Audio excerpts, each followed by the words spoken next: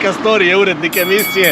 Dobrodošli u posljednju, 8. epizodu serijala Moto Odiseja Kefalonija. Pokazat ću vam kako je izgledao moj odlazak sa Kefalonije i čućete ono što sam obećao u prethodnoj epizodi. Vidjet ćete i jedno iznenađenje. Radi se o Tomasu iz Janjine, Grku koji tečno govori srpski. Nastavnik je fizičkog, vozi BMW K1200 GT. Uvijek je nasmejan i spreman za druženje. A ono što niko ne očekuje za Grka, Tomas skija. Da, skija i to mu je samo jedan od hobija.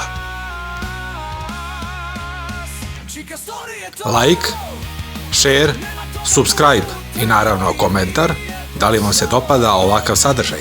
Ko je gledao 7. epizodu već zna iz kojih mesta možete uhvatiti trajekt za Kefaloniju, gde je najbolje biti smešten na ostrvu.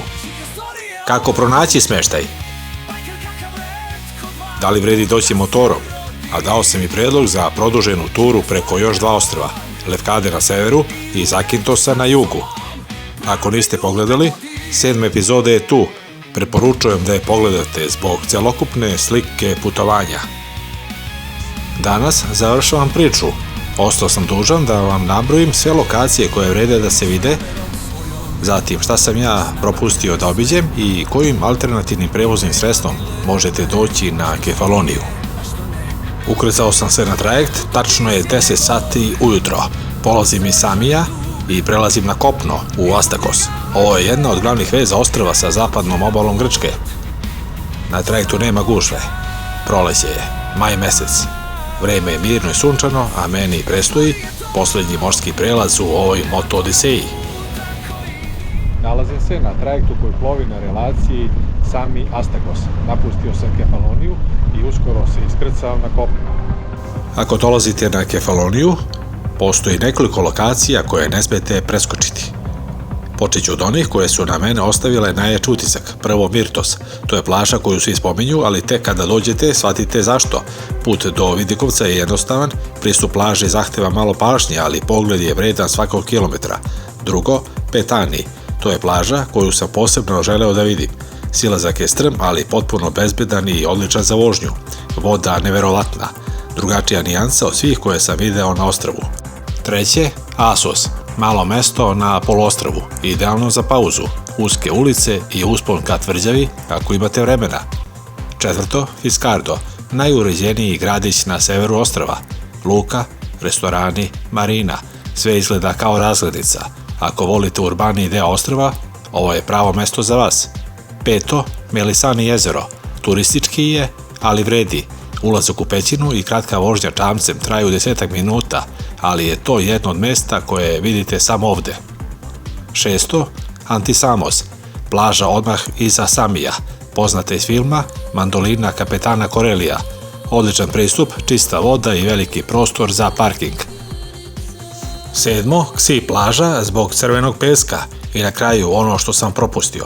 Dakle, osmo, Ainos nacionalni park ako želite vožnju po planini sa lepim vidikovcima. I deveto, za one koji žele da obiđu duhovne i istorijske lokacije, Kefalonija ima nekoliko važnih manastira. Manastir Svetog Gerasima, zaštitnika ostrva, nalazi se u unutrašnjosti i obavezna stanica zbog značaja koji ima za lokalci zbog velike crkve u sklopu kompleksa. Tu je i manastir Kipureon na zapadnoj obali, poznat po pogledu na more i strmim liticama ispod njega. Ako volite mirnija mesta, ova dva manastira daju potpuno drugačiju sliku ostrva, van gužve i turističkih plaža. To su lokacije koje po mom iskustvu daju najrealniju sliku Kefalonije, kombinacija plaža, malih mesta, vidikovaca i puteva koji su odlični za motor. Na Kefaloniju se lako stiže i avionom. Ostrvo ima svoj aerodrom koji se nalazi u blizini Lasija, odnosno Argostolija. Tokom sezone ovde sleću direktni letovi iz više evropskih gradova, a najčešća ruta je preko Atine.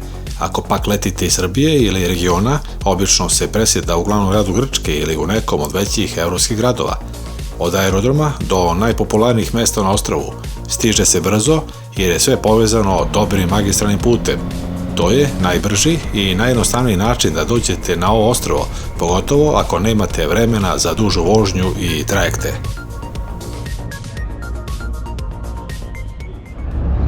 To bi bilo sve sa Kefalonije.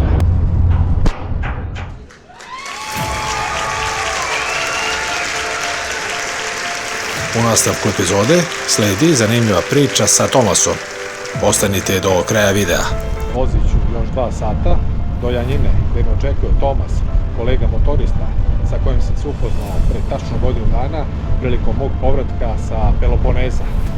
Poslednji pogled na Kefaloniju s vode bilo je fantastično, ali avantura se nastavlja.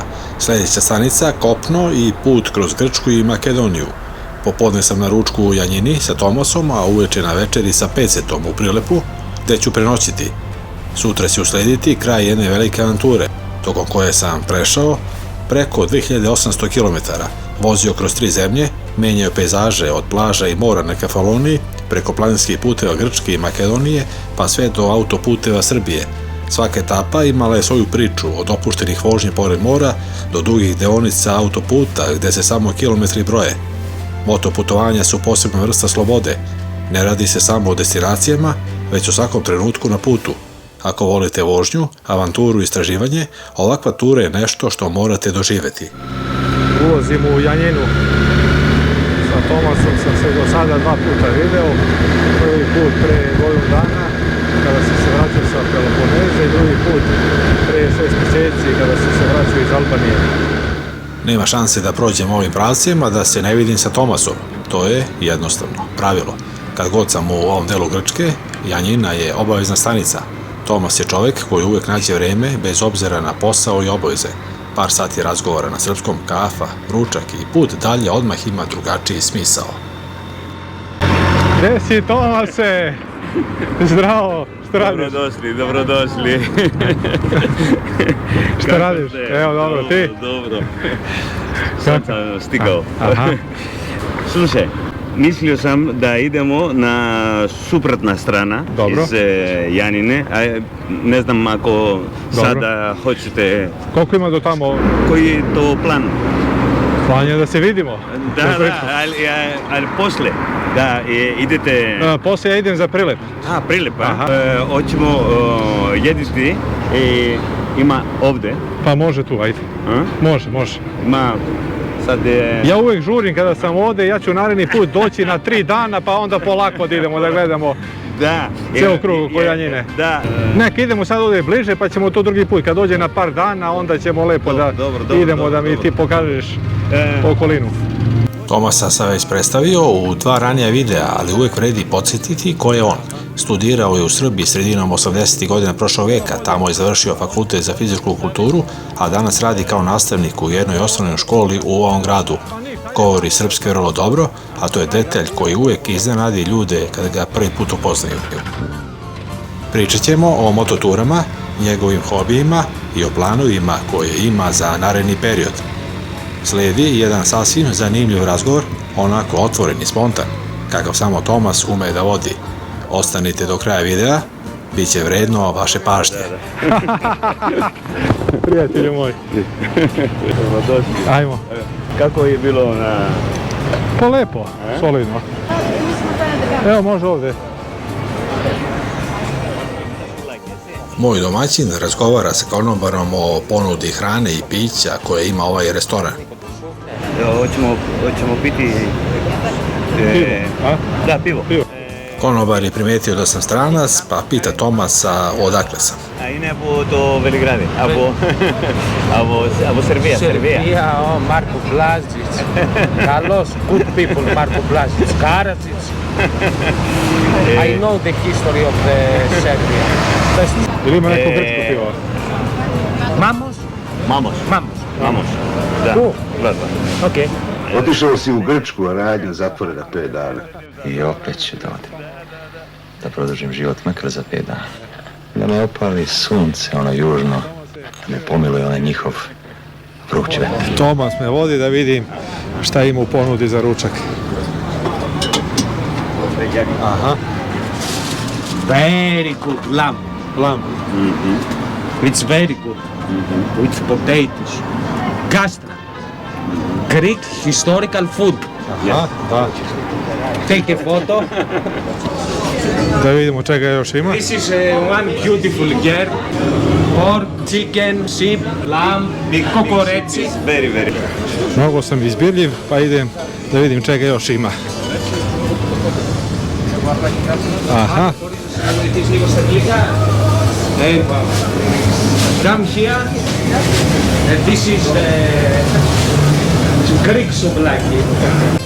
Pošto sam konačno odabrao jelo, može krenuti razgovor o opuštini, bez žurbe, gde ćemo da se posvetimo pričama, planovima i svemu onom zbog čega se uvek radujem susretu sa Tomasom. Tomas je prije 3 nedelje bio na jednoj lepoj turi. Pitaću ga kuda je sve to vozio.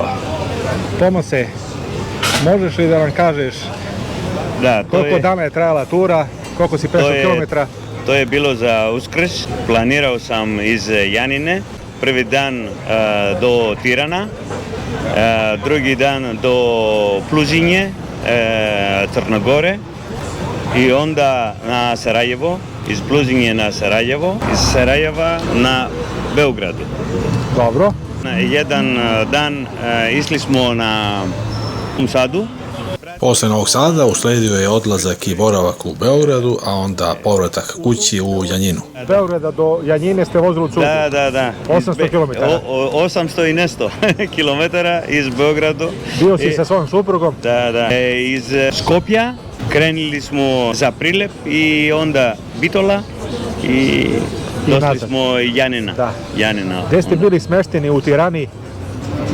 U Tirani na centrum. Da ti se dopao grad, jeste, lep je grad. Dobro, ali samo na centrum. Samo centar, da. Preko Skadra ste otišli za Crnu Goru. Preko Podgorica. Lako je bilo na granice. Nismo imali problem. I onda iz Podgorice Niksistup Plužinje. I kako tu bilo vreme?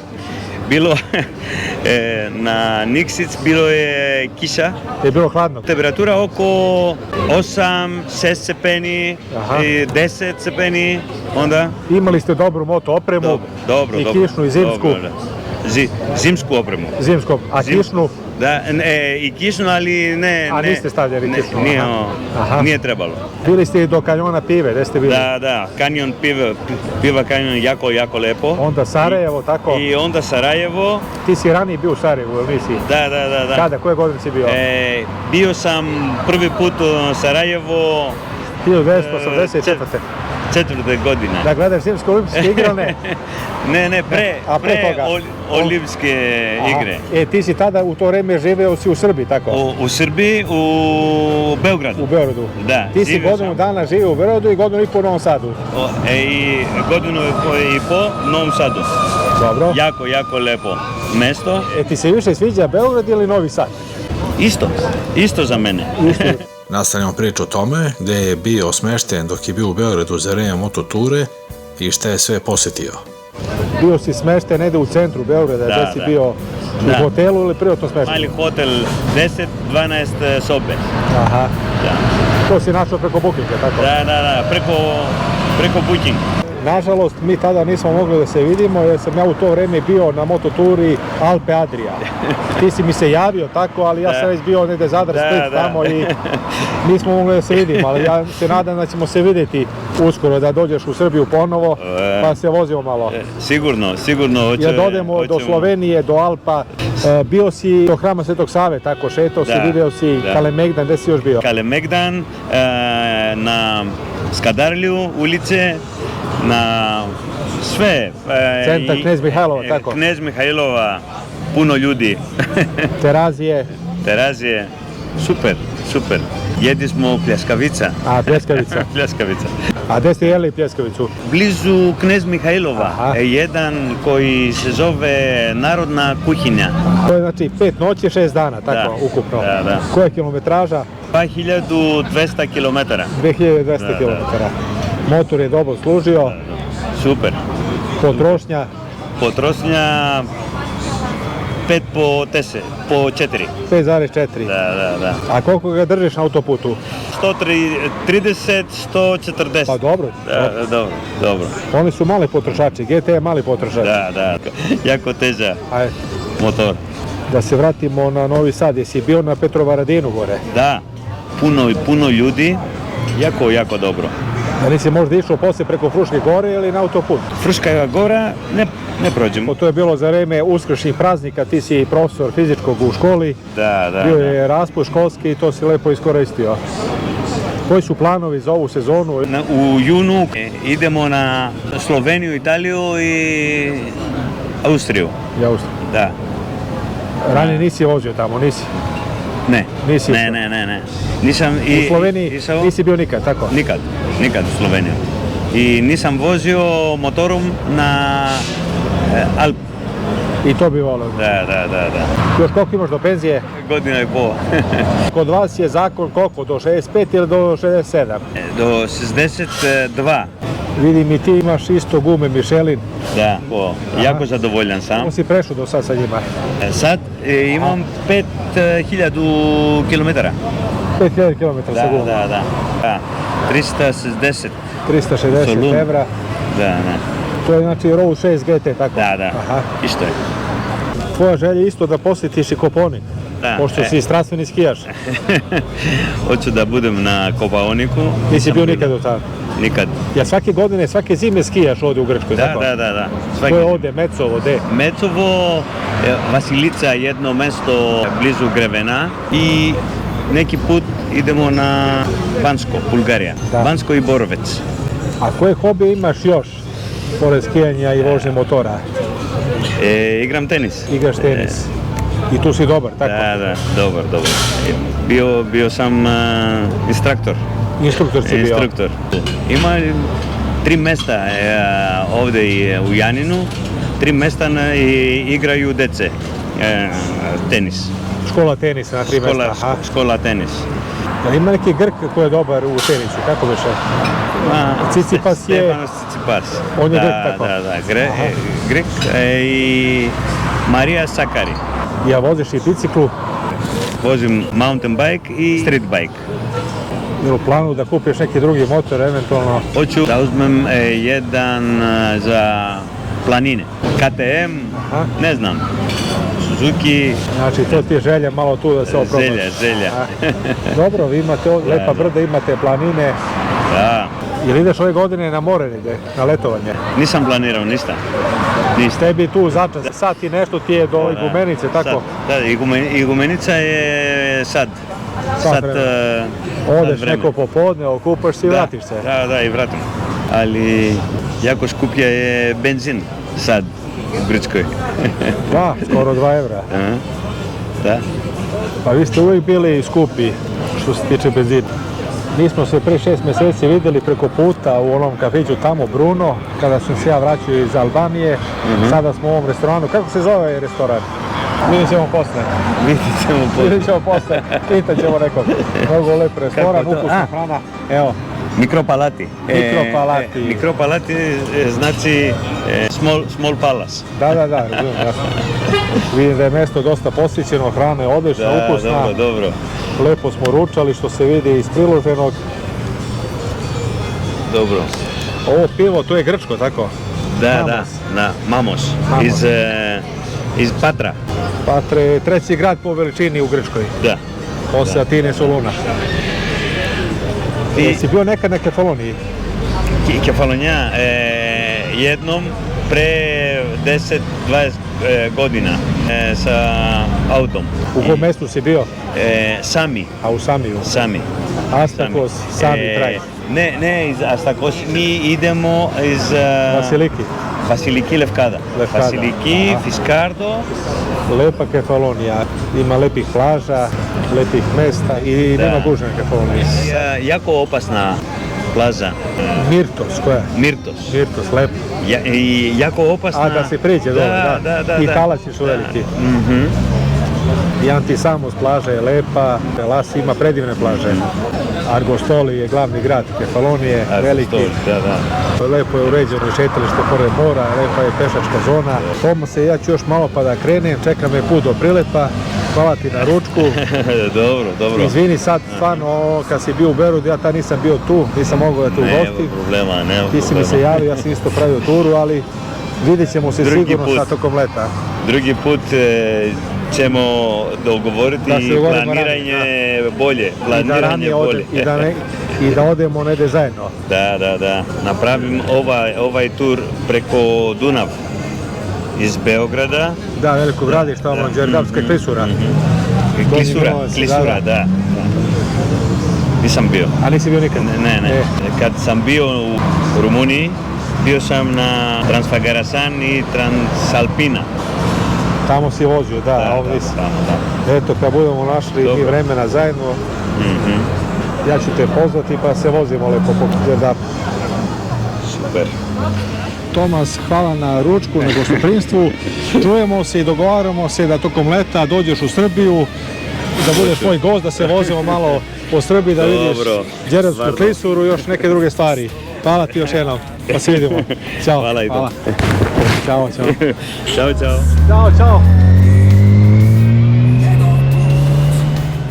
Poslije razgovora sa Tomasom ostaje onaj utisak koji se ponavlja svaki put, iskrenost. Par sati razgovora s njim uvijek me vrati na suštinu.